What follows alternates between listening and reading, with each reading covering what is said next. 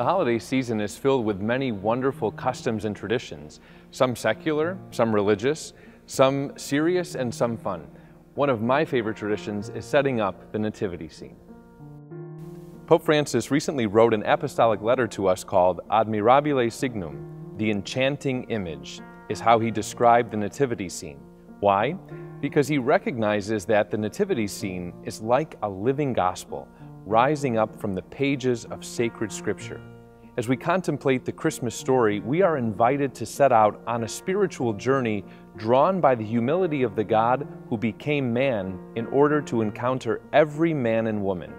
We come to realize that so great is his love for us that he became one of us so that we might in turn become one with him. When we put up our nativity scene or when we look at other scenes, the starry sky wrapped in darkness and the silence of night symbolizes some of the dark times in our lives when we ask the questions about the meaning of life. Who am I? Where do I come from? And where am I going? It was to answer these questions that God became man. The landscapes and ruins of ancient houses and buildings remind us of our fallen, sinful nature and of the fact that the things of this earth will pass away.